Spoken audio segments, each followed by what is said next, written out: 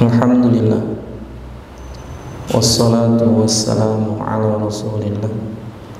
Assalamualaikum warahmatullahi wabarakatuh. Alhamdulillahi rabbil alamin, wal aqibatu lil muttaqin, wala udwana illa 'alal zalimin. Wassalatu wassalamu ala asyrafil anbiya'i wal mursalin, nabiyyuna Muhammadin sallallahu alaihi wasallam wa ala alihi wa sahbihi ajma'in. Wa ba'd. Rabbi shrah li sadri wa yassir li amri wahlul 'uqdatam min lisani yafqahu qawli. Puji syukur kehadirat Allah Subhanahu wa ta'ala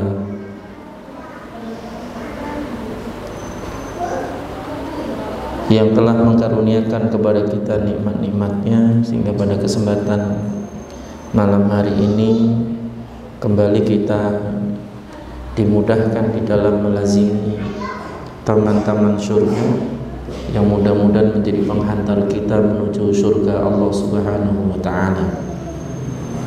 Salawat dan salam juga moga tetap tercurah kepada Nabi kita Muhammad sallallahu alaihi wasallam yang telah dipilih oleh Allah sebagai uswah hasanah, sehingga tak layak bagi setiap mukmin kecuali mengikuti apa yang telah beliau contohkan dan beliau sunnahkan.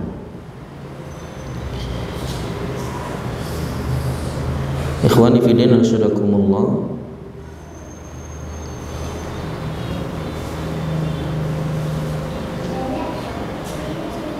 Melanjutkan kajian kita dari kitab Al-Adab Al-Mufrad, ya, yang pada kesempatan sebelumnya kita sampai pada bab apa?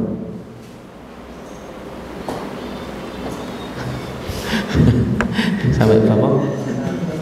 Guru-guru sebulan. Hah? Nah, memang kemarin saya nggak masuk. Yang sebelumnya lagi masih ingat nggak? Hah?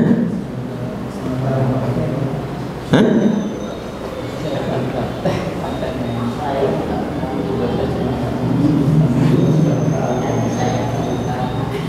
Kenapa? Doa, iya doa, maksudnya doa yang mana? Ini bab doanya banyak bener. Doa yang mana, Bu? Ini kayaknya kemarin di mata. Ya.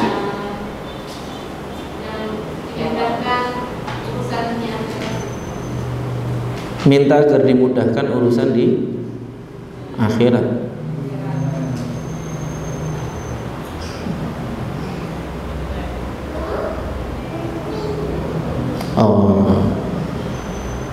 Orang yang berdoa mendapatkan salah satu dari 3 balasan, yaitu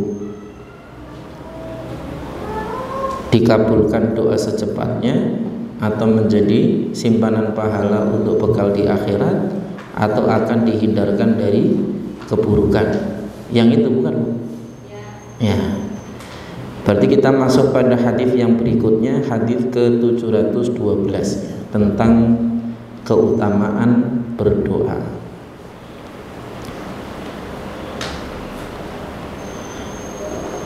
Hadis ke-712 dari Abu Hurairah radhiyallahu anhu, bahwa Nabi sallallahu alaihi wasallam bersabda, "Laisa syai'un akrama 'ala Allahi minad du'a."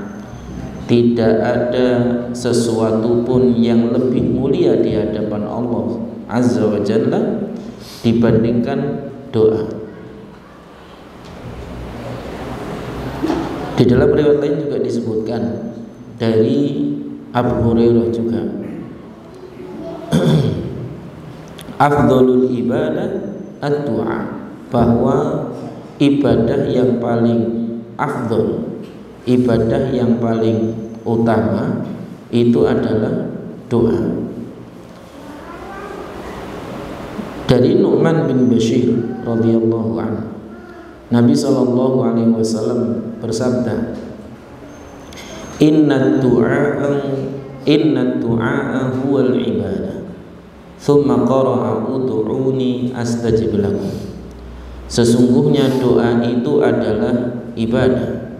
Lalu kemudian Nabi SAW membaca firman Allah Subhanahu wa taala, ud'uni astajib lakum. Berdoa kepadaku, niscaya akan aku kabulkan. Quran surat Ghafir ayat 60. Hadis-hadis ini mengajarkan kepada kita tentang kedudukan doa bagi seorang mukmin, yang dalam riwayat lain disebutkan Nabi SAW juga bersabda, ad-du'a silahul mukmin, bahwa doa itu adalah senjata. Silah itu artinya senjata, senjata bagi seorang mukmin. Dan itu bagian dari salah satu di antara apa yang disebutkan oleh Nabi SAW, menjelaskan kepada kita tentang pentingnya dan mulianya kedudukan doa bagi seorang mukmin. Sebagaimana kedudukan senjata. Senjata bagi seorang mukmin itu istimewa. Bahkan nanti disebutkan di dalam banyak kitab para ulama tentang bagaimana memuliakan senjata itu, sampai salah satu di antara bagian dari yang harus dilakukan adalah merawatnya dan menempatkannya di tempat yang terbaik, supaya saat nanti digunakan senjata itu siap untuk digunakan. Begitu juga doa, ibarat senjata, dia harus terus diasah. Maka doa juga demikian, harus terus dilatih dan dilantunkan, supaya kemudian suara kita tadi itu terbiasa terdengar di langit, sehingga nanti sebagaimana disebutkan di dalam sebuah hadis yang lain, penduduk langit akan mengatakan sautun ma'rufun, suara yang familiar yang diucapkan oleh seorang hamba yang taat kepada Allah Subhanahu wa taala. Dan itu bagian dari yang nanti akan diucapkan oleh para malaikat ketika mendengar doa kita, saat kemudian kita termasuk di antara mereka yang sering berdoa kepada Allah. Tapi kalau kemudian kita jarang berdoa, nanti akan dikomentari juga oleh para malaikat, sautun gharib, ini suara yang asing, nggak pernah kedengeran, kok tiba-tiba sekarang kedengeran, kenapa? Dilihat, oh lagi susah. Biasanya nanti ketahuannya adalah saat susah tadi itu. Karena orang biasanya kalau kemudian dia berdoa kepada Allah, ya, di saat susah, biasanya adalah ketika dia mengalami kesusahan atau kesulitan itu, dia baru berdoa kepada Allah. Maka ada ungkapan yang cukup baik untuk dijadikan sebagai renungan bagi kita. Sangat mudah untuk mengingat Allah ketika kemudian kita susah, itu sangat mudah.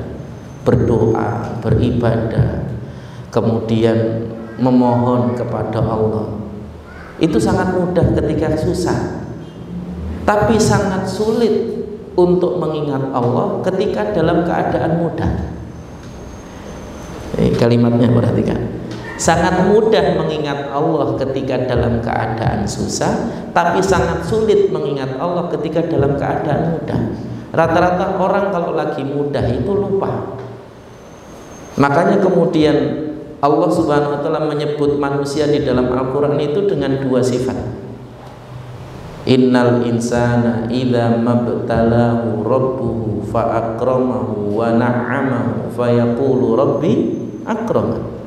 Wa amma idza mabtalahu faqadara alaihi rizqahu fayaqulu rabbi ahana. Manusia itu setiap kali kemudian dia mendapatkan kenikmatan, mendapatkan kemuliaan, mendapatkan kedudukan, mendapatkan kemudahan dalam urusan dunianya, dia seringkali mengatakan sesungguhnya Rabbku memuliakanku. Karena merasa dimuliakan sehingga akhirnya kemudian kadang-kadang dia lupa.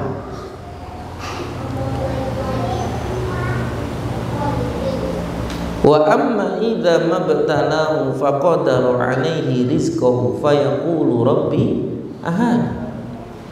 Tapi ketika kemudian dia mendapatkan kesulitan, diuji dengan kesusahan, apa yang diinginkan tidak didapatkan dan seterusnya, dia akan mengatakan Rabbi ahana, sesungguhnya Rabbku menghinakanku.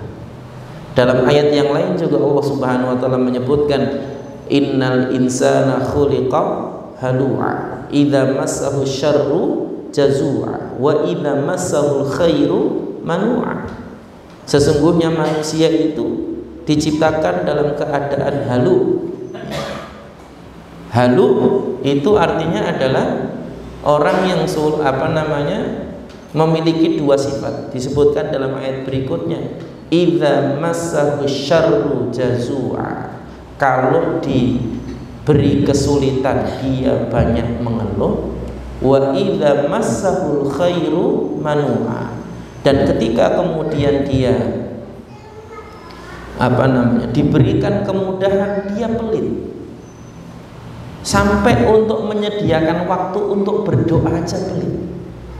Sampai untuk zikir yang merupakan amalan lisan aja nggak sempat. Dan ini bagian dari yang juga penting untuk kita jadikan sebagai pelajaran. Itu sifat dasarnya manusia. Makanya tadi ungkapan bahwa sangat mudah untuk mengingat Allah di saat susah, tapi sangat sulit mengingat Allah ketika mudah. Karena rata-rata orang kalau lagi diberikan kemudahan dia lupa. Kalau diberikan kemudahan dia pelit. Kalau diberikan kemudahan dia lalai. Dan ini menjadi bagian dari salah satu di antara yang penting untuk kita jadikan sebagai pelajaran. Fir'aun itu diingatkan dengan kesulitan itu bukan 1-2 kali, berkali-kali. Yang Allah sebutkan di dalam ayatnya dengan taufan, itu badai, dengan darah, sampai dijadikan oleh Allah seluruh cairan yang ada di sekitar Fir'aun itu semuanya menjadi darah. Nyalain, kalau ibarat sekarang nyalain keran keluarnya darah bukan air, ya. Mau minum nuang ke gelas jadi darah, ya. Sampai kemudian minta kepada Musa agar kemudian Allah mengangkat. Allah uji juga dengan wabah, dengan kodok. Ujiannya kodok itu ujian. Ya, kodok itu ujian. Itu pernah diujikan kepada Fir'aun. Sampai wabah kodok saat itu terjadi, ya, di mana setiap tempat yang didatangi itu ada kodok di situ. Bukan 1-2, banyak kodok di mana-mana. Belalang juga, ya. Tapi juga ternyata ya tadi, bahwa ketika kemudian seseorang itu kesulitan, dia baru ingat Allah. Fir'aun akhirnya datang kepada Musa minta agar berdoa kepada Allah agar diangkat wabah tadi. Ketika sudah diangkat, sombong lagi, dan begitu seterusnya. Dan ini menjadi bagian dari salah satu di antara hal yang penting untuk kita jadikan sebagai renungan. Kenapa berdoa itu penting? Karena berdoa itu adalah bentuk ketundukan penuh kepada Allah. Ada sebagian manusia itu yang beranggapan bahwa saya nggak layak doa karena saya kotor. Saya kotor itu maksudnya banyak dosa. Kalau banyak dosa itu nggak layak doa. Itu cara berpikir yang salah. Akhirnya kemudian dia pesimis dan tidak pernah berdoa kepada Allah Subhanahu wa taala. Salah. Allah itu senang ketika kemudian kita mengangkat tangan kita, kemudian meminta dan memohon kepada Allah Subhanahu wa taala. Bahkan disebutkan di dalam sebuah hadis, Allah itu malu ketika hambanya itu mengangkat kedua tangannya, menengadah ke langit, meminta kepada Rabbus Samawat, kepada pemilik langit dan bumi tadi itu, kemudian membiarkan tangan itu kembali tanpa memberi apa yang dia minta. Allah malu. Dan ini bagian dari yang juga penting untuk kita jadikan sebagai pelajaran bagi kita. Tapi ternyata masih ada manusia yang merasa minder ketika harus berdoa kepada Allah karena dia merasa banyak dosa. Sampai pernah suatu ketika di masjid, waktu itu sholat jenazah, ada jenazah masuk masjid, kemudian mau disolatkan, kita ajak beberapa saat itu orang, ayo Pak, kita sholatkan bareng-bareng. Enggak Mas, saya kotor. Kalau maksudnya kotor itu banyak dosa, ya taubat ikut sholat, kan gitu harusnya. Kalau maksudnya kotor itu mengkotor badannya, ya tinggal mandi kemudian ikut sholat, kan gitu aja. Cuman kadang-kadang manusia itu ada yang gampang milih yang rumit, kayak pralon yang di sana tadi, bisa belok langsung ke selokan, ya dibuangnya bukan ke selokan. Ya, kadang-kadang memang harus kan, kita ini kadang-kadang dikasih mudah malah cari yang sulit. Itulah kadang-kadang manusia ini. Loh, doa itu bukannya semudah-mudah ibadah Pak, nggak perlu jengkat-jengkit, tinggal ngomong, tinggal ngucap, apa susahnya?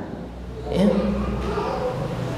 Jangankan kita yang bisa ngomong, yang nggak bisa ngomong saja bisa berdoa kepada Allah Subhanahu Wa Taala. Dan Allah Maha mampu memahami setiap apa yang diinginkannya dengan ucapannya, meskipun orang belum tentu memahami. Dan ini penting untuk kita jadikan sebagai pelajaran.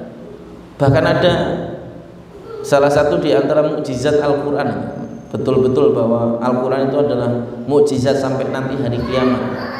Ada orang yang hidrosepalus, Anda nggak tahu hidrosepalus ya?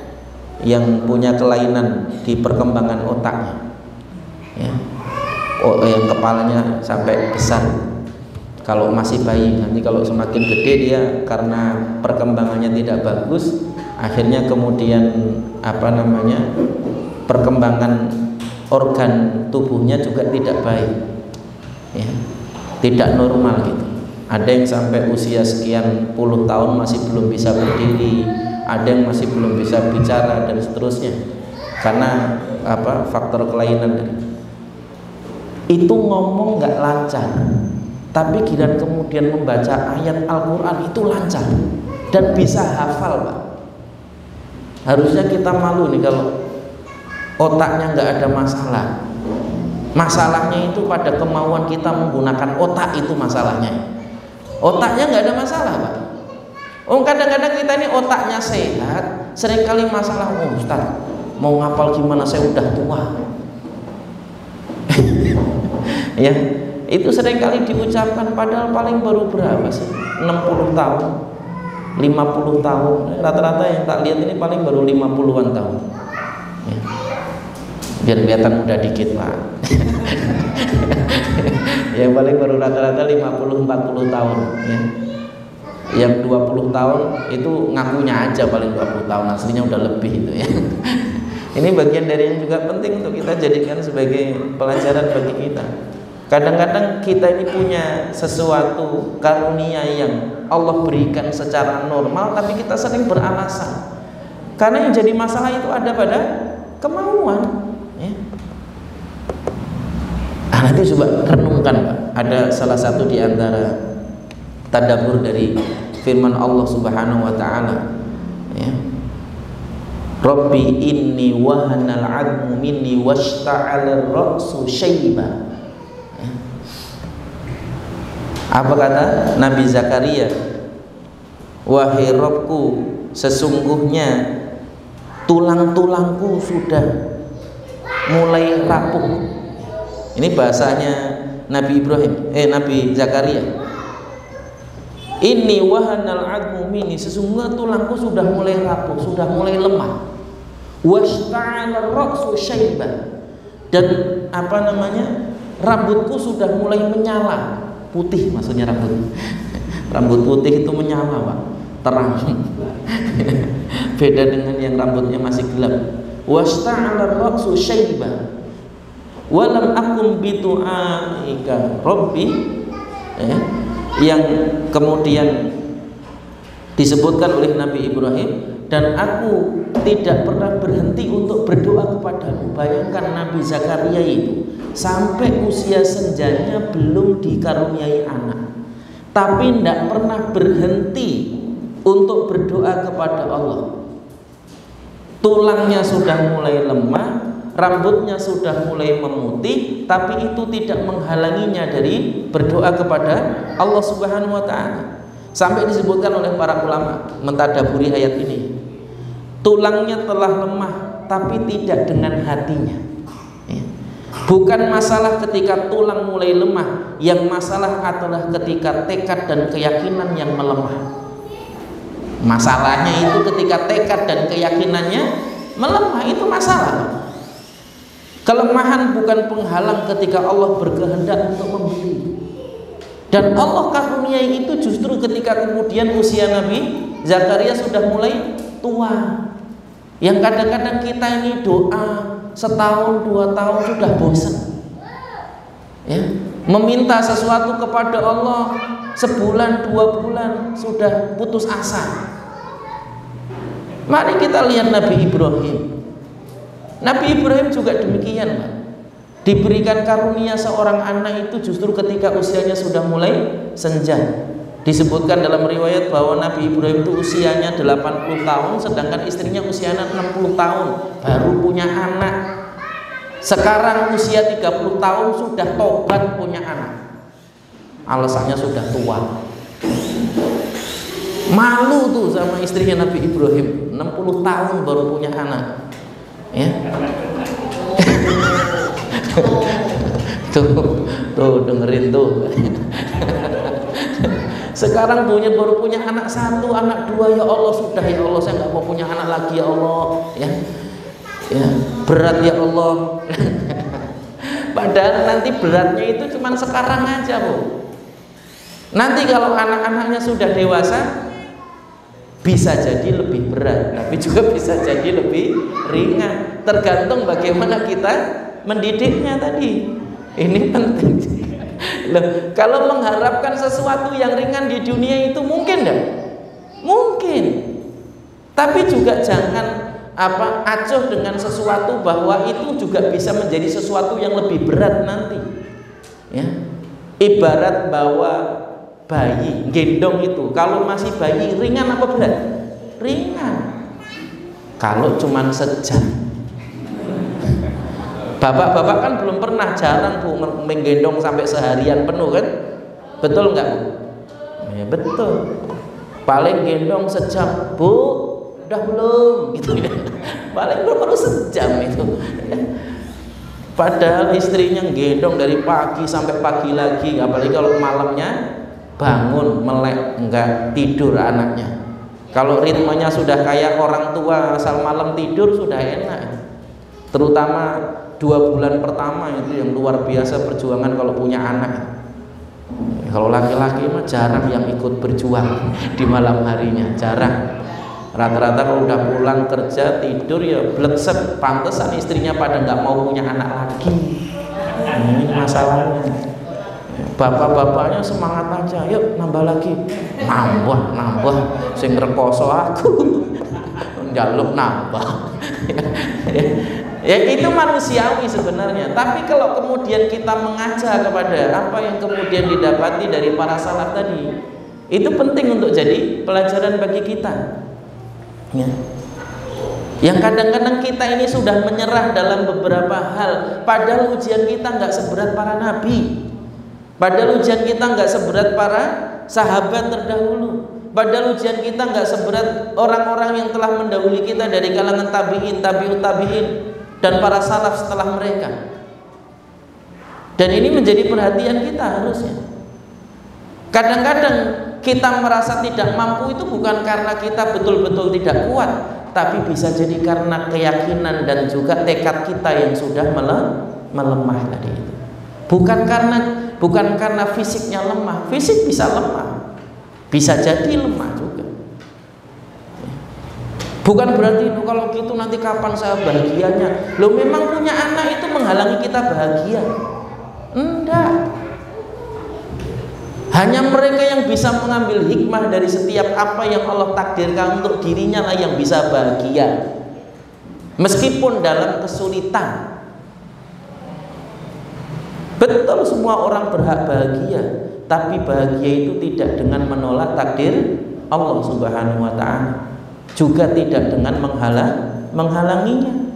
Kita bisa mencari kebahagiaan dengan apa? Dengan dua hal, sebagaimana sabda Nabi sallallahu alaihi wasallam, ajaban li amril mu'min inna amrahu kulluhu lahu khair. Sungguh menakjubkan urusan seorang mukmin, di mana urusannya semuanya itu baginya baik. Ya. Semuanya baginya baik. Idza asabahu sarra'u syakara wa kana khairan lahu wa idza asabahu dharra'u sabara wa kana khairan lahu wa la yakunu dzalika illa lil mu'min. Jika dia diuji dengan kesulitan, dia bersabar, itu baik baginya. Dan seseorang yang menyadari bahwa itu adalah sesuatu yang baik baginya, maka dia akan berbahagia dengan itu. Sebagaimana seorang ibu yang harus mengandung anak 9 bulan, bahkan sakit saat melahirkan, dia bisa berbahagia ketika anak itu sudah lahir dan kemudian diletakkan di pangkuannya, sehingga kemudian dia bisa menggendong menyusuinya. Bahkan saat itu dia lupa dengan kesulitan yang dilalui sebelumnya, walaupun sesaat. Tapi bisa lupa dan bisa bahagia dia saat itu. Kenapa? Karena dia mengakui kebaikan yang ada setelah kesulitan yang dia jalani. Bahkan Allah menjanjikan itu, inna ma'al usri yusra. Bahkan 2 kali ditegaskan oleh Allah, wa inna ma'al usri yusra. Jadi mereka yang bisa berbahagia hanyalah mereka yang mampu mengambil hikmah dari setiap ketetapan Allah yang ditetapkan atas dirinya. Yang sengsara itu adalah mereka yang sering kali mengeluhkan setiap ketetapan Allah tanpa mau mengambil hikmah dari itu semua. Dan ini penting untuk kita jadikan sebagai perhatian kita. Itu menunjukkan jiwa yang rapuh, iman yang lemah, dan mungkin juga lingkungan yang kurang kondusif. Karena keimanan itu bukan hanya tentang diri kita. Keimanan itu bukan hanya tentang bagaimana amal kita, tapi keimanan itu soal asupan, baik asupan nasihat, asupan motivasi, asupan induksi, asupan induksi untuk beramal soleh. Kadang-kadang amal soleh itu harus diinduksi, harus dirangsang, harus ditarik, harus didorong, bahkan bisa jadi baru seseorang itu bisa beramal soleh. Ya kadang-kadang kalau kita menghadapi satu kesulitan itu sendirian, itu betul-betul terasa berat, Pak.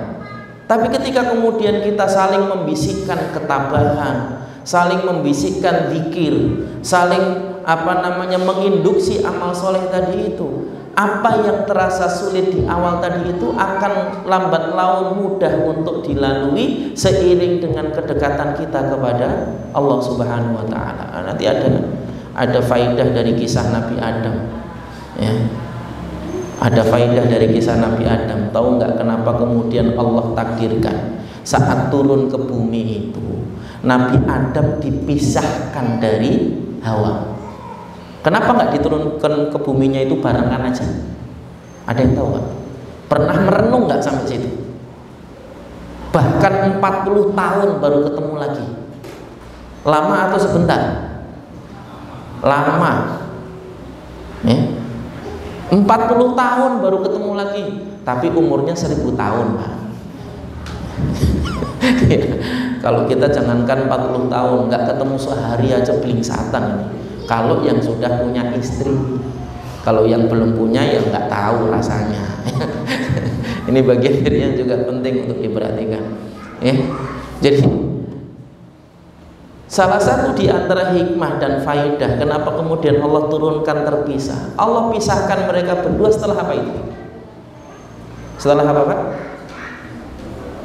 Setelah mereka bermaksiat kepada Allah.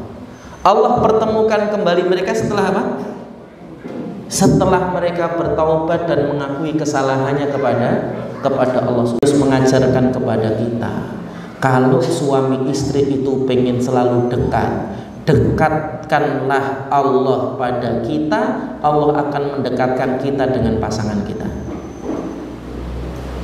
Tapi kalau kemudian kita sering bermaksiat kepada Allah, sering kemudian mengabaikan perintah Allah, sering kemudian melanggar larangan Allah, maka yang terjadi adalah masalah demi masalah selalunya dengan pasangan kita, salah satunya, ya.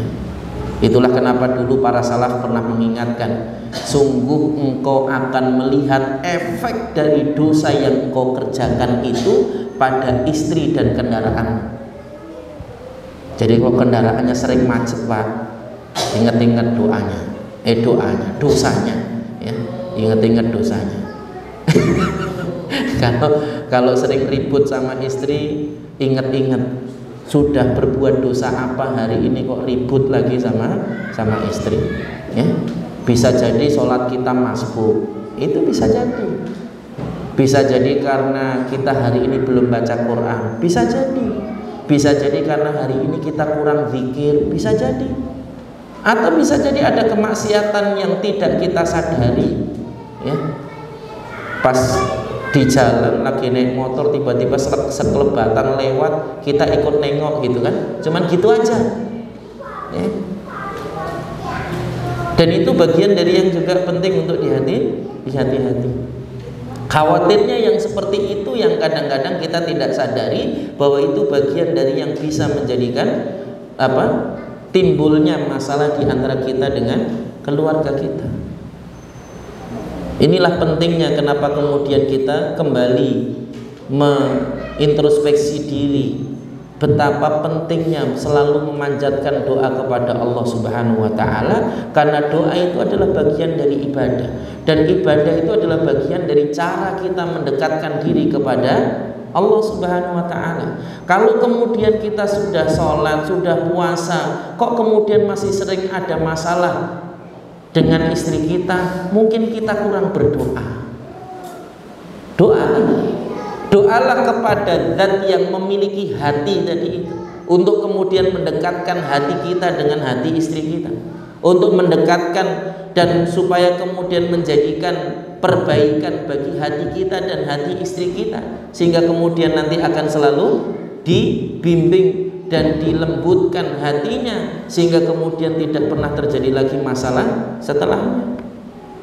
Dan itu bagian dari yang juga penting untuk kita jadikan sebagai pelajaran. Sekaligus juga mengajarkan kita bahwa kita ini manusia biasa, makhluk yang selalu bergantung kepada Rabb-Nya. Itulah kenapa kemudian kita mengucapkan Allahus Samad, bahwa Allah adalah tempat bergantung, karena kita nggak pernah bisa lepas dari itu. Doa itu, makanya tadi saya sampaikan bahwa doa itu adalah bukti ketundukan. Ibadah itu bukti ketundukan kepada Allah. Semakin sering kita meminta, semakin sering kita berdoa, Allah semakin suka. Bahkan di dalam hadis tadi disebutkan tidak ada sesuatu yang lebih mulia di sisi Allah selain doa. Dan ini bagian dari yang seharusnya menjadi perhatian kita. Doa juga menunjukkan butuhnya kita dan lemahnya kita di hadapan Allah Subhanahu wa taala. Makanya salah satu di antara bagian dari bentuk kesombongan iblis itu adalah dia tidak pernah mau berdoa kepada Allah kecuali satu doa tadi, Rabbi anzilni ila yaumi yub'atsun. Wahai Rabbku, tangguhkanlah usiaku sampai hari kiamat.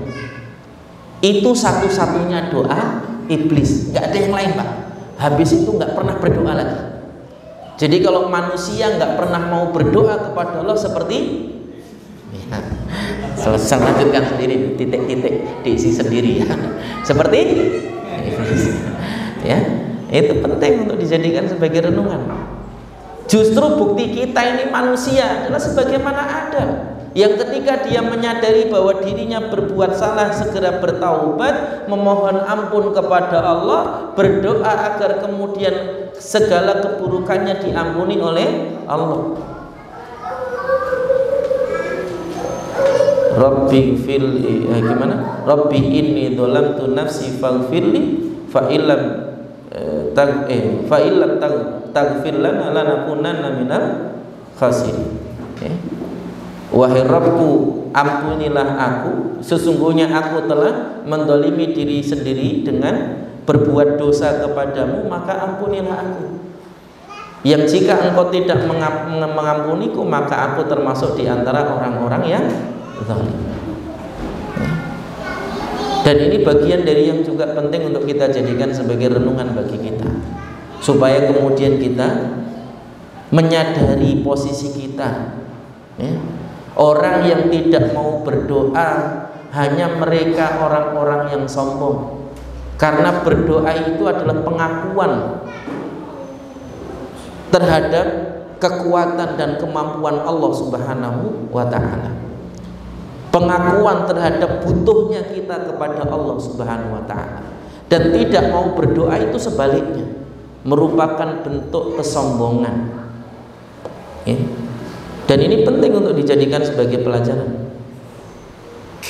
Di dalam hadis berikutnya tadi juga disebutkan bahwa inna du'a huwal ibadah, bahwa doa itu adalah ibadah, bahkan sebenar-benar ibadah, karena di dalamnya menunjukkan kebutuhannya kepada Allah, mengakui bahwa tidak ada daya dan upaya kecuali dari sisi Allah Subhanahu wa ta'ala, dan dialah satu-satunya zat yang layak untuk diibadahi.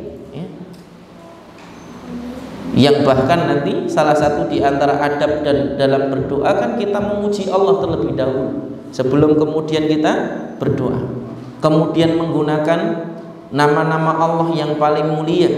Walillahil asmaul husna fad'uuhu biha, sesungguhnya milik Allah lah al asmaul husna, maka berdoalah kalian dengan al asmaul husna tadi.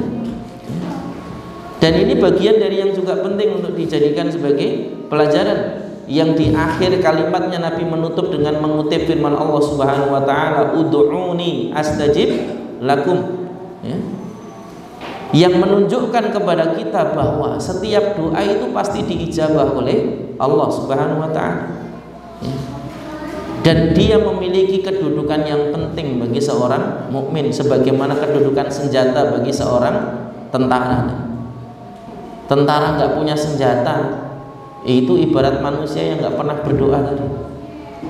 Dan ini penting untuk kita jadikan sebagai perhatian tadi.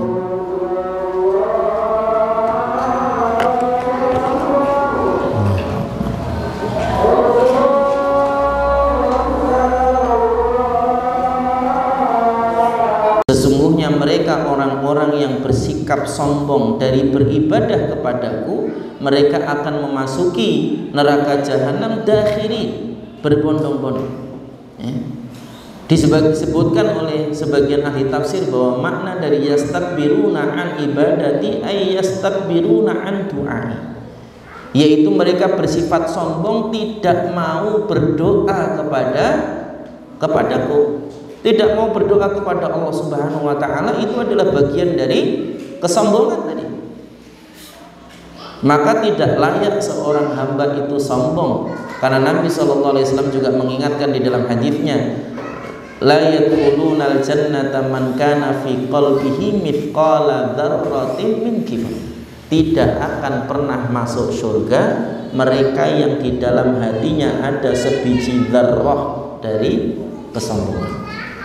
Dan tidak mau berdoa kepada Allah adalah bagian dari kesombongan, sebagaimana iblis laknatullah alaihi. Na'udzubillahi min dzalik. Kita lanjutkan nanti pada salat Isya insyaallah. Assalamualaikum warahmatullahi wabarakatuh. Assalamualaikum warahmatullahi wabarakatuh. Kita lanjutkan sedikit, nanti kita buka sesi tanya jawabnya. Di bab ini ditutup oleh Imam Al-Bukhari dengan mengutip sebuah riwayat hadis dari Maqil bin Yasar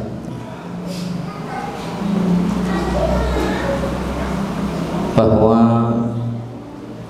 suatu ketika Maqil bin Yasar pernah pergi bersama dengan Abu Bakar menemui Rasulullah SAW. Kemudian Nabi bertanya, "Ya Abu Bakar, la syirku fikum akhfa min dabibin nam." Wahai Abu Bakar, sungguh dalam diri kalian ada kesyirikan yang lebih halus daripada jalannya semut. Maka kemudian Abu Bakar balik bertanya kepada Nabi SAW, "Wa hal syirku illa man ja'ala ma'allahi ilahan akhar?" Wahai Nabi, bukankah kesyirikan itu hanya menjadikan tandingan selain Allah Subhanahu wa ta'ala, tandingan bagi Allah Subhanahu wa ta'ala? Maka kemudian Nabi SAW menjawab, "Walladzi nafsi biyadihi, demi zat yang jiwaku ada di tangannya, la syirku akhfa min dabibin naml, ala adulluka ala syai'in idza qultahu dhaba anka qaliluhu wa kathiruhu." Sungguh kesyirikan itu lebih lembut daripada jalan semut, ya. Lebih lembut daripada jalannya semut. Maukah kamu aku tunjukkan sesuatu yang jika engkau mengucapkannya maka akan hilang kesyirikan itu, yang sedikitnya maupun yang banyaknya? Maka kemudian Nabi SAW melanjutkan, "Kul Allahumma inni a'udzubika an usyrika bika wa ana a'lamu wa astaghfiruka lima la a'lam." Katakanlah wahai Abu Bakar, ucapkanlah wahai Abu Bakar, Allahumma inni, ya Allah, sesungguhnya aku a'udzubika, berlindung kepadamu, an usyrika bika wa ana a'lam, untuk melakukan kesyirikan kepadamu dan aku mengetahui, wa astaghfiruka lima la a'lam, dan aku memohon ampunan kepadamu atas apa yang tidak aku ketahui. Hadis ini mengajarkan kepada kita pentingnya berhati-hati dengan segala macam bentuk dosa, terutama dosa yang paling besar yang disebut oleh Allah, inna syirka la dzulmun adzim. Sesungguhnya kesyirikan itu adalah kezaliman yang besar, yang kata Nabi lebih lembut dari jalannya semut. Sehingga seorang muslim tidak boleh meremehkan dosa sekecil apapun itu, dan tidak boleh merasa jumawa bahwa dirinya tidak pernah melakukan dosa. Saking lembutnya kemaksiatan dan juga dosa itu kemudian bisa dilakukan oleh seorang manusia tanpa disadarinya bahkan. Dan ini menjadi bagian dari yang juga penting untuk diperhatikan, sekaligus menunjukkan betapa lemahnya kita sebagai manusia, bahwa ada hal-hal yang kadang-kadang kita nggak tahu, ada hal-hal yang kadang-kadang kita nggak sadari, ada hal-hal yang kadang-kadang kita sendiri tidak merasa, padahal itu ada pada kita. Itu kan berarti menunjukkan lemahnya kita. Dan ini bagian dari yang juga penting untuk dijadikan sebagai perhatian kita. Sekaligus hadis ini juga mengajarkan kepada kita betapa kasih sayang Allah kepada hambanya itu sangat luar biasa. Sehingga ketika kemudian hambanya itu memiliki kelemahan dan juga kekurangan, Allah memaklumi, bahkan memberikan ampunannya seluas-luasnya tanpa terkecuali, selama hamba itu mau kembali kepada Allah Subhanahu wa ta'ala. Salah satunya dengan berdoa. Hadis ini juga mengajarkan kepada kita bahwa Sebagaimana dosa itu ada yang lembut dan tidak terdeteksi, Allah adalah zat yang maha lembut, yang mampu mengetahui apa-apa yang tidak mampu diketahui oleh manusia. Sehingga layaknya bagi kita memohon kepada Allah, zat yang maha mengetahui tadi itu, serta kemudian meminta kepadanya ampunan atas hal-hal yang kita tidak ketahui, sebagaimana disebutkan di dalam doa tadi, Allahumma inni a'udzubika an usyrika bika wa ana a'lam wa astaghfiruka bima la a'lam. Ya Allah, aku meminta kepadamu perlindungan dari melakukan kesyirikan yang aku ketahui, dan aku meminta ampun kepadamu dari melakukan kesyirikan yang tidak aku ketahui. Dan ini bagian dari yang juga harusnya menjadi perhatian kita. Dalam redaksi yang lain juga disebutkan, Allahumma inna na'udzubika min an nusyrika bika syai'an na'lam wa nastaghfiruka lima la na'lam. Dan masih banyak lagi riwayat yang lain yang menunjukkan bahwa Allah itu sangat mengasihi kita. Saking sayangnya dan mengasihinya Allah kepada kita tadi itu, Allah memberikan jalan seluas-luasnya untuk kemudian mengampuni dosa-dosa kita. Allah memberikan cara yang banyak untuk memberikan kemudahan kepada kita dengan kesulitan yang diberikan kepada kita. Allah itu hanya memberikan satu kesulitan, tapi Allah membuka jalan kemudahannya itu banyak. Makanya kalimat di dalam firman Allah Subhanahu wa taala, inna ma'al usri usrun, atau kesulitan itu menggunakan alif lam, menunjukkan bahwa kesulitannya itu sedikit, tertentu, satu saja. Sedangkan Allah menyebut kata yusr yang berarti kemudahan itu tanpa alif lam, menunjukkan jalannya atau kemudahan yang diberikan Allah kepada kita itu tidak sedikit alias banyak. Allah berikan satu kesulitan, tapi Allah berikan banyak kemudahan. Allah memberikan satu ujian kepada kita, Allah memberikan jalan yang luas untuk kita kemudian bisa kembali kepada Allah, entah dengan berdoa, entah dengan bersabar, entah dengan beribadah. Nah, nanti ada faedah berharga kenapa kemudian dalam peristiwa Isra Mi'raj itu Allah tidak menurunkan ayat. Isra Mi'raj itu terjadi kepada Nabi, ya, terjadi kepada Nabi saat Nabi mengalami kesedihan luar biasa. Pamannya yang menjadi backing beliau di dalam dakwah beliau meninggal dunia, termasuk istrinya Khadijah yang kedudukannya itu disegani oleh orang-orang Arab, sehingga juga otomatis menjadi backing Nabi juga meninggal dunia.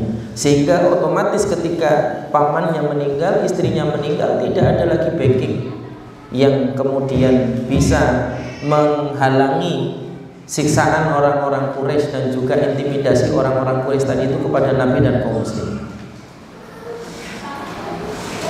Dan ini menjadi bagian dari pelajaran berharga yang kemudian Allah karuniakan kesempatan kepada Nabi untuk melalui Isra dan Mi'raj tadi. Allah perjalankan.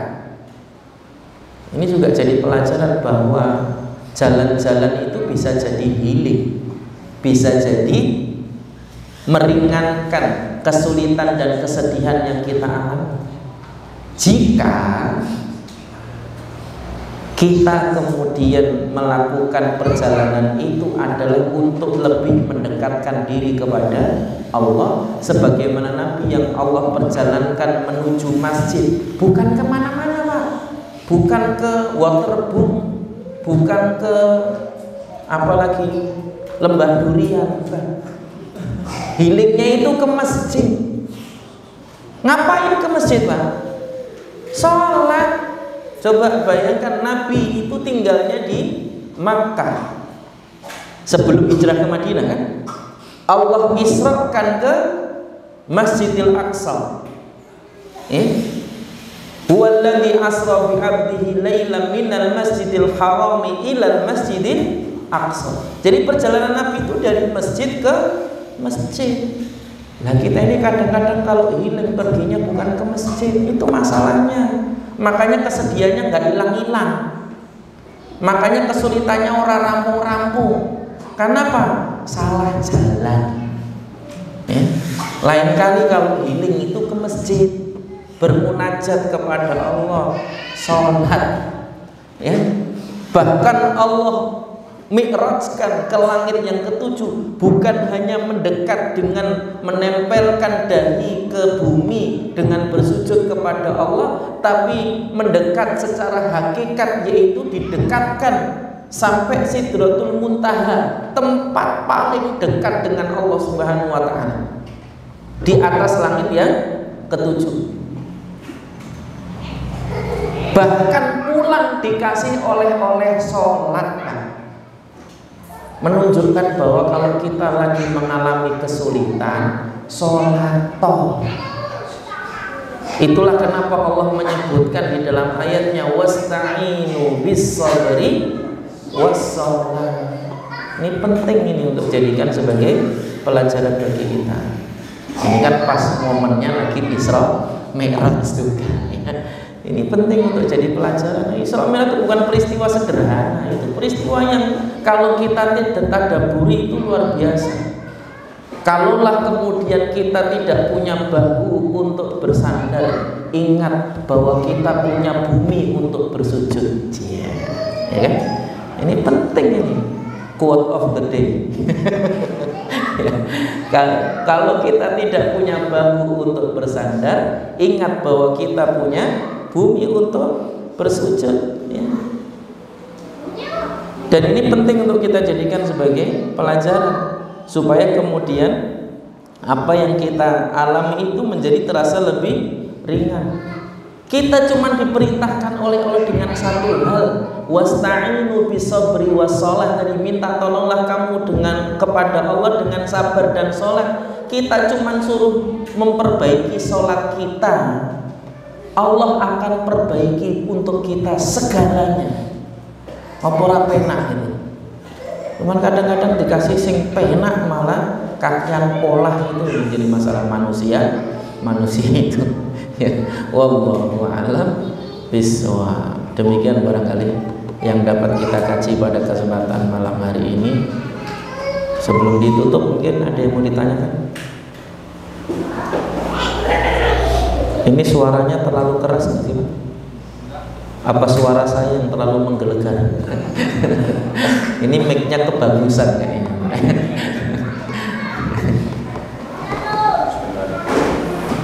Ada? Monggo silakan. Waalaikumsalam. Apakah boleh jika kita berdoa, kita mendoakan yang jelek-jelek tapi orang yang menzalimi kita? Oh, maksudnya mendoakan kejelekan untuk orang yang mendolimi. Ya. Kalau ditanyakan apakah boleh, ya boleh-boleh saja. Tapi akhirnya kita tidak mendapatkan apa-apa. Maksudnya kita tidak mendapatkan kebaikan untuk kita. Ya. Kalau kita mendoakan kejelekan orang yang mendolimi kita, ya yang dikabulkan hanya doa kita tadi. Tapi kita nggak mendapatkan kebaikan apapun. Padahal kalaupun kita didolimi, Pak, tidak sebagaimana didoliminya Nabi dulu ketika kemudian Nabi berdakwah. Tapi Nabi nggak pernah mendoakan kejelekan.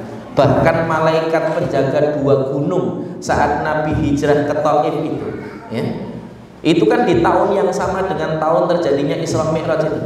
Sebelum Nabi mendapatkan mahjar kota Madinah atau Yathrib dulunya itu Nabi kan ke Thaif dulu, Pak. Thaif itu wilayah pegunungan, ya. Yang ketika Nabi hijrah ke Thaif itu dilempari batu oleh penduduk Thaif sampai kepala Nabi berdarah, kena batu tadi. Itu perjuangan Nabi. Tapi ketika kemudian malaikat penjaga 2 gunung itu datang, nanti kalau yang pernah umroh, pernah ke Thaif, saksikan gunungnya sebesar apa ini, Masya Allah, ya. Gunung yang besar-besar, tinggi-tinggi itu itu dijaga oleh malaikat, yang malaikatnya itu datang kepada Nabi menawarkan, wahai Rasul, angkat tanganmu, berdoalah kepada Allah, akan saya timpakan 2 gunung ini kepada penduduk Taif. Saking jengkelnya malaikat tadi itu melihat perlakuan penduduk Taif kepada Nabi. Tapi Nabi mengatakan enggak, mereka hanyalah orang-orang yang tidak mengetahui. Innahum qaumun ya jahalu, mereka hanya orang yang tidak tahu. Tapi justru malah Nabi mendoakan kebaikan mereka, yang nantinya mereka akan menjadi penolong Islam dan kaum muslimin. Dan betul di kemudian hari dakwah Islam sampai mereka, dan mereka salah satu di antara yang kemudian menjadi pembela bagi Islam dan kaum muslimin di masa setelahnya. Dan ini menjadi bagian dari yang juga penting, akhirnya mendapatkan kebaikan. Padahal kesempatan didolimi itu adalah kesempatan untuk diijabah doanya. Jangan kemudian sia-siakan kesempatan mustajab itu hanya untuk mendoakan kejelekan orang yang mendolimi kita. Sayang kalau momen ijabah tadi kita gunakan untuk mendoakan kejelekan untuk orang yang mendolimi kita tadi saja. Sayang memanfaatkan itu untuk doa-doa yang ingin kita panjatkan supaya kemudian kebaikannya kembali kepada kita tadi. Wallahu a'lam bishawab. Kalau ditanyakan hukumnya boleh enggak? Ya boleh-boleh saja. Itulah kenapa Nabi mengingatkan kita, ittaqu da'watal madlum, berhati-hatilah kalian dengan doa orang yang didolimi. Karena khawatirnya kalau dia mendoakan kejelekan untuk kita, dikabulkan itu oleh Allah. Khawatirnya. Wallahu a'lam bishawab. Ada lagi apa?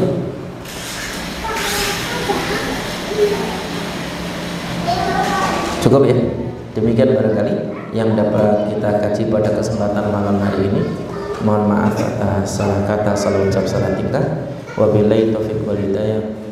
Wa sallallahu ala nabiyyina Muhammadin wa ala alihi wasallam. Subhanakallahumma wa bihamdika asyhadu an la ilaha illa anta astaghfiruka wa atubu ilaik. Wassalamualaikum warahmatullahi wabarakatuh.